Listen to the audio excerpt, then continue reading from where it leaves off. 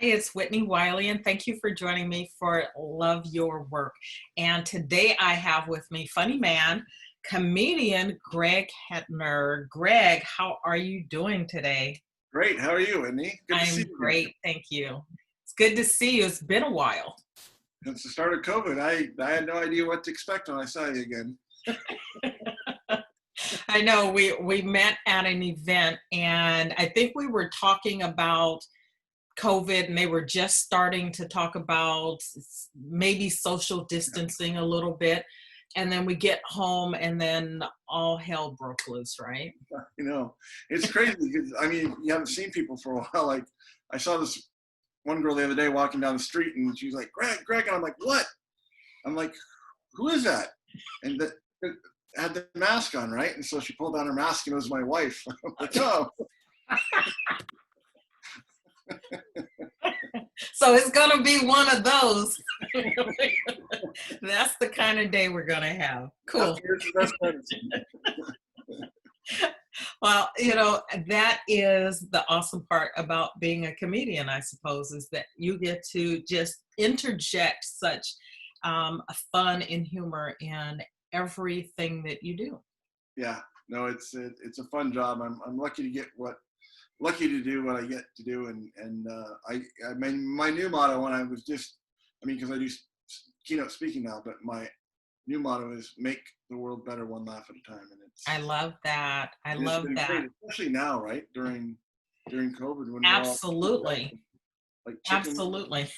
We need humor. So I think in the best of times, we need humor, but certainly in uncertain times, challenging times, difficult times, all the adjectives that we're getting for these times, COVID times, we definitely need the laughs here. So, speaking of that, how has it been different for you in your work, trying to bring humor and finding the right balance for humor when we're in difficult times?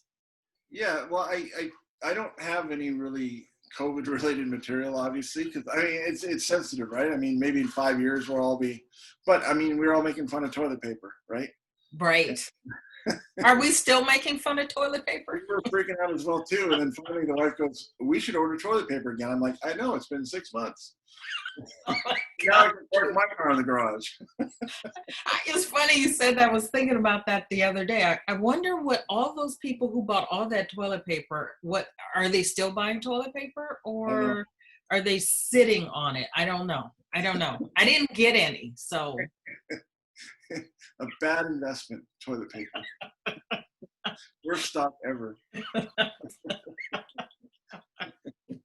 oh my God. Oh my God. So let's talk. You are a comedian, Yeah. but that's not the sum total of what you do, right? So why don't you explain a little bit about what you do and how you use humor as part of what you do?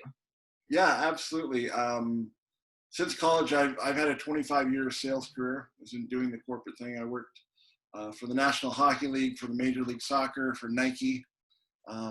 Did all that, enjoyed it, and had fun doing it, and making people laugh. I guess ever since I was a kid, we grew up on Bill Cosby records, and ever since I was 8 or 9, I always wanted to be a stand-up comedian, but there's no school for it, right? Right.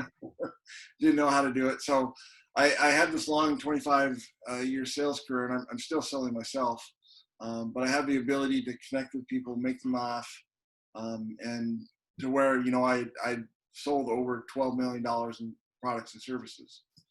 So I knew how to do the sales, and then on a dare one night in Vancouver, British Columbia, about 10 years ago, we were out drinking and ran into this pub, and they had an open mic night. And some of my buddies like, "Well, you're funny, tell a joke. You should go up and do that." I'm like, "There's no way in hell I'm getting up in front of strangers and like jokey jokey guy." They said, "Well, we'll buy your drinks," and I was like, "All of them?" It's only 8 o'clock. We got 6 more hours. And so 3 shots later, I went up and told some jokes. Absolutely loved it. I thought it was hilarious. I mean, my friend's table was obviously laughing. But just that rush of getting up there in front of an audience, people you'd never seen before, and making them laugh was thrilling. So then I started doing that, and then I was working for a software company, SAP, and every year they would have an annual sales kickoff. So it's 4,000 salespeople from around North America. We all descend onto Vegas, as you know, the convention capital of the world. Mm-hmm. And so there's 4,000 of us. We overtook the Bellagio Hotel, and every year they had an awards banquet. And every year the number one salesperson got a brand new Porsche. Right? Like, that's for doing your job. You got paid as well, but this is like, oh, here's a little bonus. So That's my kind of bonus. yeah, no, right? Like it was a big deal, like a lot of money and a lot of time, and they would hire, entertainers. One year Lenny Kravitz played.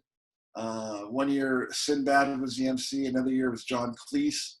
So they're paying these guys 30, 40 grand to just MC a show, tell 5-10 minutes of jokes, and on your way. So the year I was there, I was sitting at the very back of the room, and Greg Proops from Whose Line Is It Anyways got up, and really funny guy. I'd done a couple shows before in Vancouver, but he's a club comedian. That's your shtick. And sometimes when your day or your night as comedians doesn't go well, you go to your test and true jokes and what you know. Well, when you're at a corporate event, it has to be very G-rated, PG at most, right? It's got to be very vanilla. You can't make fun of people, of sex, money, race, any of that. Oh, I'm sorry. What's left? COVID? Ice cream? I don't know. So it started out, and he faltered from the get-go. I don't know what happened. It just wasn't his night. And as the first presenter left the stage, he made a very derogatory comment about a sexual orientation. The two of them got into an argument 7 minutes into a 3-hour program. So they cut the microphone, the lights came on, the band started playing, and the room went silent. We're just like, oh no, what are we gonna do now? So we started drinking. That's always a good default, right? It's not the best excuse, but it works. So about 5 minutes after this whole thing went down, it was awkward, and you could start hearing the plates clink again. People were starting to eat and whatnot. A voice came over the PA system. We're in the grand ballroom of the Bellagio Hotel, and it sounded like the voice of God. And he said, "Ladies and gentlemen, we are so sorry for what just happened. We apologize, but just want to let you know we will be restarting tonight's program in 15 minutes. Thank you very much. Oh, and by the way, if anyone knows where Greg Kettner is, we need to talk to him." That's what that caught my attention. I was like, how much did I drink last night? And who was I talking to? And who was I talking about? I was like, all right, well, I guess I got to go home early. And so I didn't say anything because I was at a table with 10 other people that I didn't know. They didn't know me. And then they made a second announcement, and that's when my former friend Trevor came running over from 3 tables like, dude, they want you to go do stand-up. You got to go. This is awesome. This is your big break. And at that time, I'd been doing stand-up for maybe 6 months. But I had done a 5-10 minute gig at our company Christmas party in Vancouver a couple months before. So somebody from there was at the convention, said, let's get Greg up. He's a comedian. Little did they know. So I was outed, and I remember walking, it seemed like a mile up to the stage, and I remember what the carpet looked like. That's about it. I didn't want anybody to see who I was. I didn't want to look at it. I was like, okay. So I got up there, and they said, you know what happened? I'm like, yeah, I would hate to go up after a guy like that. They go, that's what you're doing. And I said, oh, what are you paying? And they said, you know what, we'll talk about that later. We just need you to go up and do 10, 15 minutes of clean stuff, and no dogging on the presenters. I'm like, oh, I learned my lesson. So I remember standing there before I got introduced. There was this huge royal blue curtain in front of me, and I was scared. Like, I didn't know what I was going to say. I could barely remember my name, but I walked through the curtain, and the crowd stood up, went nuts, because the guy introduced me, goes, "Ladies and gentlemen, we're sorry for what happened, but lucky for us, we're in Vegas. We have one of our very own who's a very, very funny stand-up comedian." Right? And I'm sitting there back to just wanting to kill this guy. I'm like, don't play me up so high. I'm nothing. And so I walked out, and standing ovation and bright lights. I couldn't see anything, right? I'd been on a stage at an open mic night, right, for 20 people who were drunk. Now I was in a stage with 4,000 drunk people. So, but I remember walking out there, and I said, "Hey, ladies and gentlemen, my name is Greg Kettner, and I can't do any worse." Then a huge, huge applause break, and people were laughing. And then I just started telling stories about why we'd gone to Vegas and what we'd done there, and how I didn't hit my number that year. So as I was wrapping up, that year, if you reached President's Club, right, you hit your sales number and beyond. It was a $10,000 all expenses paid cruise for you and a guest around Turkey, Italy, and Greece. And I was nowhere near the boat. I was nowhere even near the airplane to get to the boat. But I'm like, you know what? I might as well ask, right? I have a captive audience of 4,000 people. It's not going to hurt. So I said, "I didn't hit my number. I apologize to you guys, but I'm kind of helping out the company back. Is there any way I can get on the boat?" I went silent. And all of a sudden, this guy from the front table popped up, walked to the stage. He goes, "Kid, you're on the boat." So I lean down. I go, Oh, awesome. "I said, I'm on the boat." Crowd goes nuts again. I lean back down. I'm like, "Who are you?" And he goes, "I'm the president of your company. You're on the boat." I love it.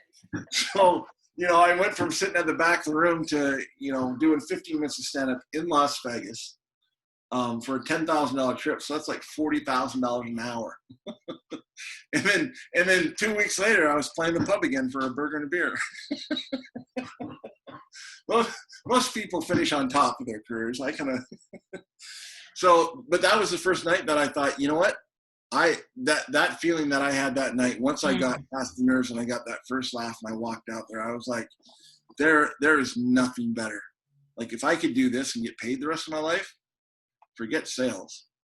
And so that night, later that morning when I finally fell asleep, I decided that I was going to try and be a stand-up comedian and give it a shot. So I quit my job 2 months later and went on the road for 6 years. It took me 6 years to figure out that I liked money more than comedy. I'm a slow learner. But then, so I was doing stand-up, touring around. I got to the level where I was headlining clubs, and I was, opening for Norm Macdonald, and got to work with Robin Williams one night. But then I ran into an old friend, now my wife. We went to college together, and we started dating. And then when you get married, you can't be on the road 300 nights, a year. So I went back to sales, but the stage kept on calling me back. And I was talking to a friend of mine. He goes, "Dude, we were at this conference, and this guy he used to be a comedian, and now he's a speaker, and he goes and does MC work for these big conventions." He was absolutely hilarious. I don't know if he worked more than 20 minutes the whole night. He goes, "You should do that." I was like, "That sounds interesting." And right. so, Interesting. Well, like you didn't even know that was a thing, right? well, yeah. I knew that, like, motivational speakers like Tony Robbins. Right. Like, yeah. I'm little Greg Kettner who's got 5 minutes of fart and poop jokes. I already had my one shot at fame. I'm never going to get back there. And so I started looking around, and then I started just reaching out to some guys on LinkedIn. I know we're friends on LinkedIn as well too, but I just searched for, funny corporate motivational speakers, and reached out to a couple of these guys and said, "Hey, what does it take?" They said, "Start going to your Rotary clubs, your Lion clubs, your exchange clubs, and tell your story." And so that's what I did. I just started, the whole lesson is, with the Vegas story, is take a chance. If you don't ask, right. you're never going to get there, right? Or, I'm sitting in the back of the room and I heard my name and I saw an exit door. And I was like, the exit door is much more appealing than the stage, right? But had I gone through the exit door, we wouldn't be talking. Absolutely. So I just started telling that story, and then somebody said, "Hey, I've got a it was a medical office. They said, would you come and make us laugh for $500? I was like, heck yeah, right? Because when I was doing the club, it was, 500 a weekend. So I was like, woohoo, I'm making money. And then it just kind of morphed. The more I thought about it, I said, you know what? I have something to share with people. I'm very good at connecting with people. I'm really good at sales, and I can make people laugh. And I said, if I can get rid of my day job and help other people laugh, help other people in companies and businesses laugh, that would be great. So I started doing that, and I found all this research, and here I am, 2-3 years later. And this is what I do. I literally get paid to make other people laugh. And That's awesome. Yeah. That's awesome. But it is not just making them laugh. As you are in corporate spaces, you are having an impact on them, because you're also teaching about the importance of humor in the workplace, right? Absolutely. And my motto is, and what I go in with, I help build championship sales teams by aligning people in humor and laughter so that their people, their patterns, and their profits are all aligned. Because a lot of us know, a recent study out says that 67% of people are passively looking for another job because they're not happy where they are.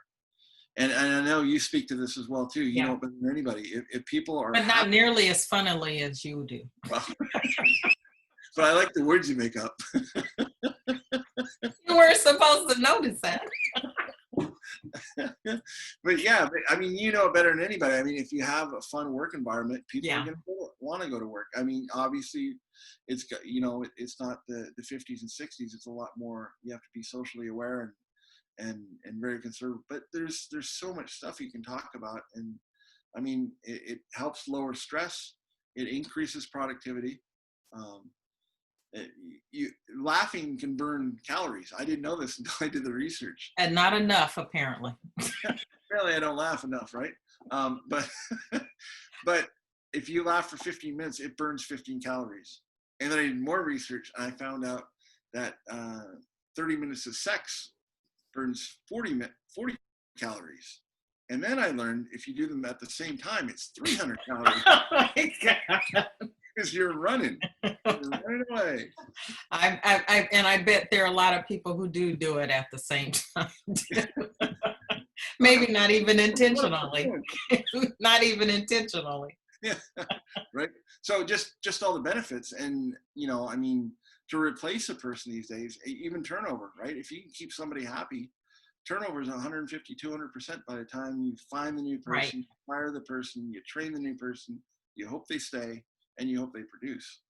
So if I can help people have a better team culture, a better environment, and humorous leaders, whether you're a manager or a CEO or a janitor, if you're leading people and you show your side of humor and laughter, there's better leadership, there's more respect, and there's more following, because people love being around laughter.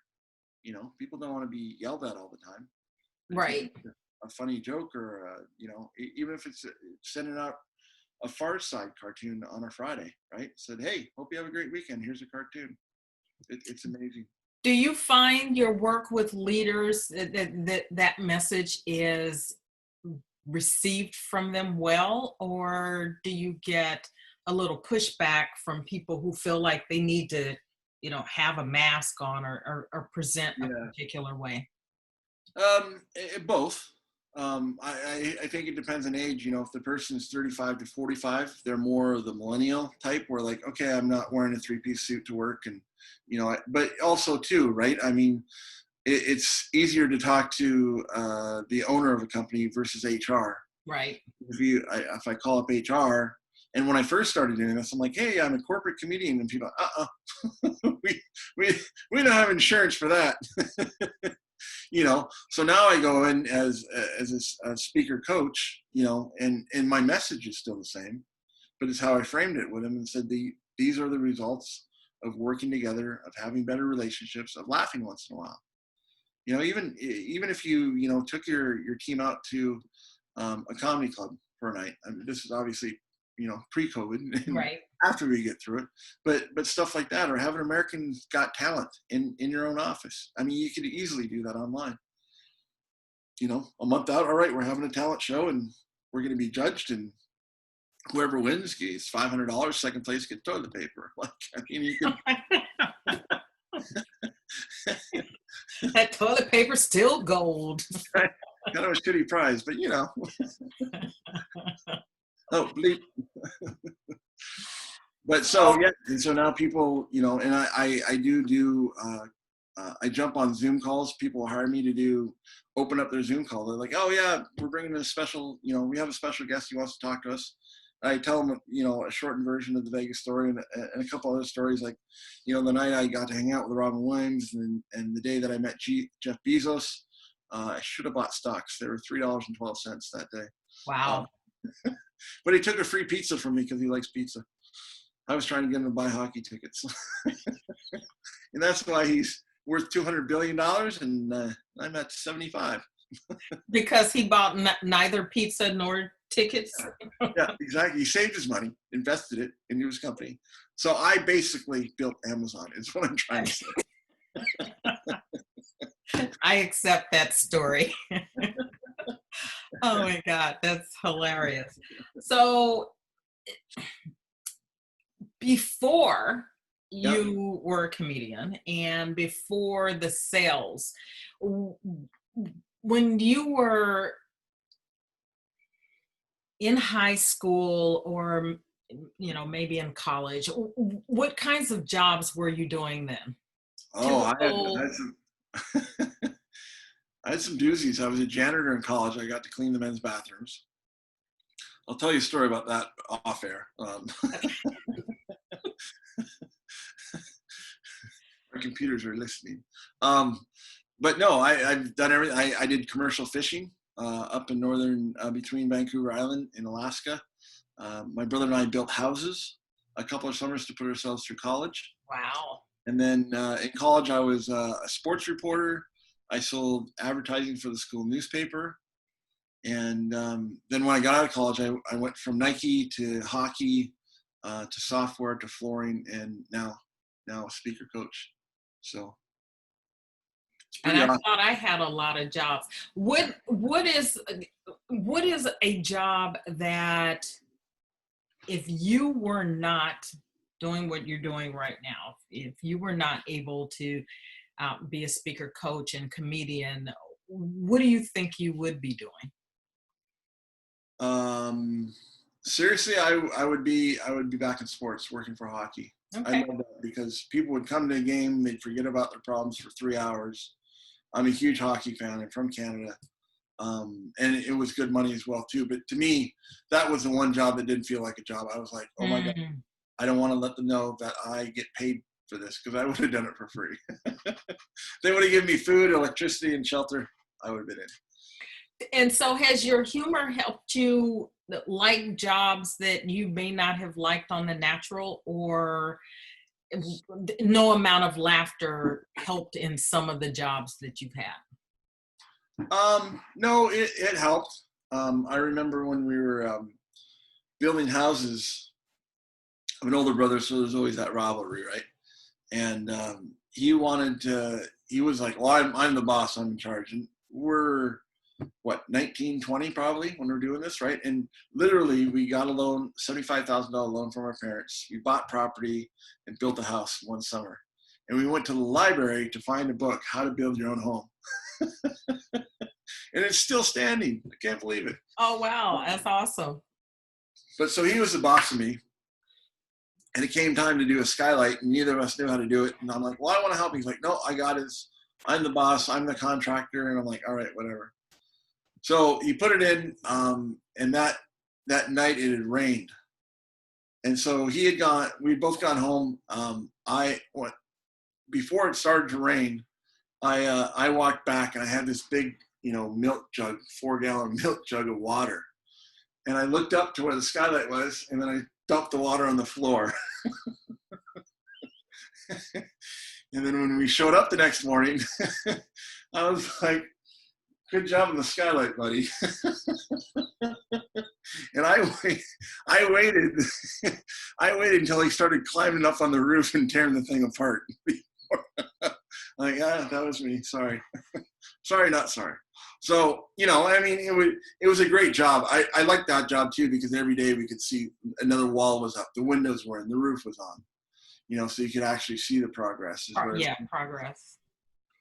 So yeah, no, I've always used humor, and a lot of people's like, well, do you use it for a crutch? Yeah, some days I have, crappy days, and I'll get on and watch Brian Regan or Nate Bargatze and get the endorphins flowing.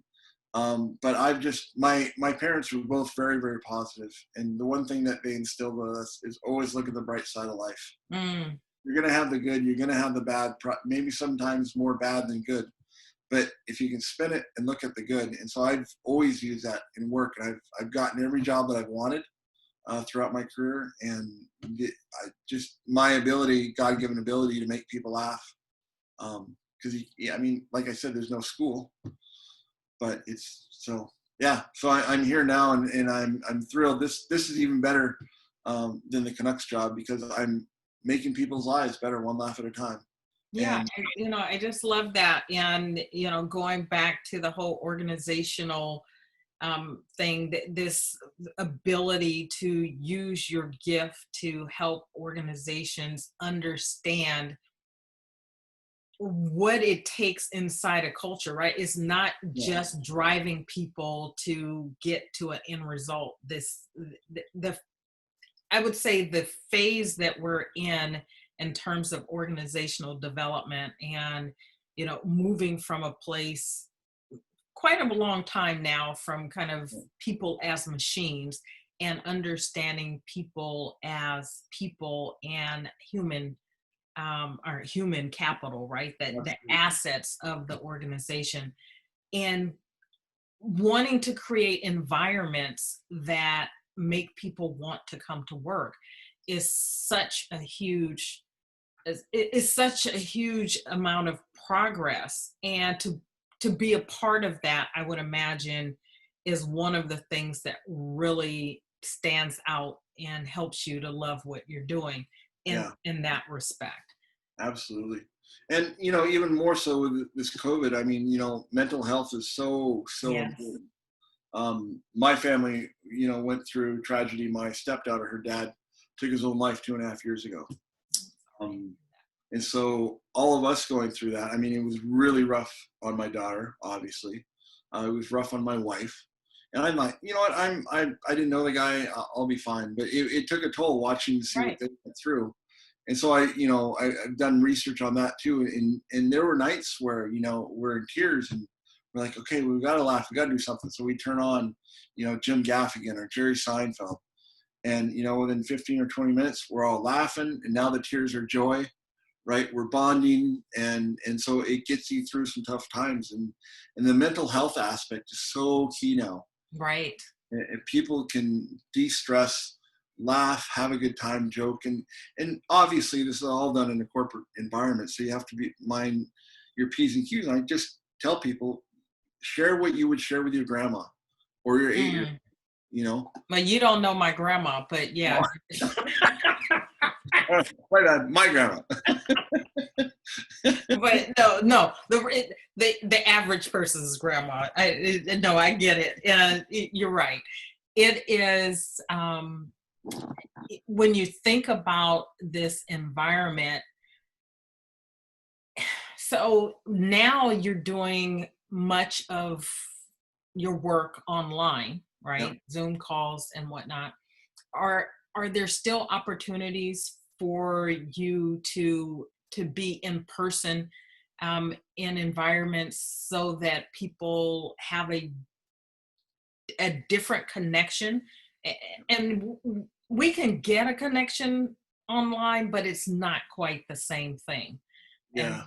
so I guess in the work that you're doing, is there a difference, and are there opportunities for you to still arrive in person and have the impact that you do?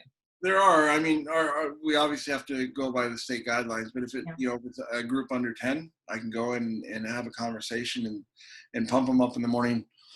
Just before COVID, our local transit authority here in town, they had their quarterly meetings, which are always, they call them board meetings for a reason, right? And she said, we'd love to have you come in and, do 15 or 20 minutes, just get us going and whatnot. So, and it's really difficult. I'm better at doing stand-up comedy 10 o'clock on a Saturday night after people have been drinking. But when it's Monday morning at 8 and like, oh, hey, but, I just shared my vision for people and how, and here's the other thing, Whitney, I mean, it's free. Making Right. people laugh is free. You're not giving away trips. You're not giving away gym memberships. You're not, 2 weeks off here. I mean, it's free. So I was in this board meeting. I just kind of shared my story and the stats about humor and whatnot. And the feedback that I got from her afterwards, she goes, "That was the best, most productive board meeting we've ever had," which thrilled me, right? Right. Because they were more focused. They were engaged and like, oh no, I have to be here for another 4 hours. We laughed. We had a good time. And to hear that they were more productive in that board meeting than they had been before was validated what I've been telling everyone. I love that. I love that. So what are some of the lessons that you have learned along your journey, besides humor? What are some of the other lessons that you have learned that have helped you to enjoy? It just sounds to me like you just enjoy working as long Yeah. as you get to bring your whole self and Yeah. your humor with you, that you just seem to enjoy working. So what are some of the lessons other than that that you have learned along the way? Don't go through exit doors. No, I think the biggest lesson is overcoming fear, and it was something I always wanted to do. And even, I mean, I was scared sitting at that table, and then I was even more scared when I got on the stage. And then in my head, I was like, well, what if I asked for this trip? Wouldn't that be awesome? But I took the chance. I mean, there's so many times before in my life and growing up that, oh, I wish I would have done this. I wish I would have done that. Right. But now I'm doing that. And people will say, well, why would you do that? I'm like, why not? Let's give it a shot, and the other thing is just that I've learned is that people just need to be connected. And on social media, there's so much divisiveness and this and that and you versus me and whatnot. So just after COVID started, I started a group on Facebook called the Humor Lab. Yes. And there may or may not have been a bottle or two of wine involved. But I'm a horrible introvert. And so I'm like, I need people around me. And even if it's through my computer. And so I just set up this group. It's PG-13. It's no politics, and no hate speech. And it's been absolutely phenomenal. And we just passed. A lot of good laughs in that group. Yeah. So, yes. And we're over 7,000 or 7,200 as of yesterday. That's awesome. And I've done no advertising. I paid no advertising. It's just like, hey, if you have someone who needs to laugh, please share it with them. And one night I woke up and there's 432 people signed up. I was like, well, I should have charged everybody $1. No, we are definitely in a time and space where laughter is needed. As you mentioned, the divisiveness, there's a lot of, pent up tension and, with people out in the world now and everybody in mass, it's creating angst, and being able to let that steam go with some laughs is very important. So I'm glad that you mentioned the Humor Lab. I just want to, before we go, ask you if you have any parting thoughts that you would like to share. And then we will put your contact information in the comments so that if anyone wants to hire you to come and bring laughter into their workplace and into their lives, that they're able to do that. But yeah, or even have a conversation if they have more questions. I'm happy to get on a Zoom call or whatnot. And probably the easiest just my website, just gregkettner.com. Okay. I will make sure Sorry, that what was the last there. time my ADD kicked in? You wanted one other thing you'd asked at the end. I just said if you had any parting words you'd like to share. Oh, yeah, no, absolutely. I would say I'm a part of 2 suicide support groups here in my town, Walla Walla. One of them is called Men in the Middle. So it's men, as you know, we don't talk much about anything other than sports and beer. And so we're trying to get peer-to-peer relationships, whether it's out golfing or, helping paint an elderly person's home, that kind of thing. I mean, you girls have book clubs, right? And you talk. We talk about everything all the Yeah, time. right? About vacation, your husband, your kids. There's a lot of wine. But there's a reason why there's no guy. I do lemon drops, but yeah, go ahead. Perfect. And so I'm a part of both these support groups, and my point being is laughter is so good for the soul, but you have to share it with people. You have to check in with your friends. If you're noticing somebody who's off a bit, just say, how are you doing? Really, I'm concerned. I haven't heard from you. I haven't seen you on social media. So just reach out to people, ask people. I mean, not strangers, that's a little weird. But even strangers. I mean, if you're walking down the street and there's somebody there with a sad look on their face, go, hey, I hope you have a great day. And sometimes that's all it takes. Yes. Just remember two things. Remember to laugh, and let's take care of each other. Yes, absolutely. Absolutely great words to end this on. Greg, I want to thank you so much for stopping by. I loved your work. I love the work that you're doing. It is in alignment with what I'm about in terms of work and leadership and organizational culture. And I'm hoping that at some point you and I have an opportunity to work together. You can hit them with the laughter and I can hit them. After that, it sounds like the roles will be reversed. I'll punch. No, that we have an opportunity to work together. That would be awesome. I would love that. I thank you so much for making the time to come by and talk with us today. Absolutely. Thank you so much. It was great to see you again. You too. Take care. Right. And everyone, again, if you are in need of a laugh, check out the Humor Lab. It's here on Facebook. It's just the Humor Lab, right? Yeah, correct. Okay. So you can find it on Facebook. And if you want to get in touch with Greg, it's greg@gregkettner.com. I will put the information in the comments. You can reach out to him. And if you've got to, if you need to talk with him about something other than just humor, he's made that invitation to you. So thank you all for joining us. And until next time, just love the work that you're doing. Take care. Bye. Bye.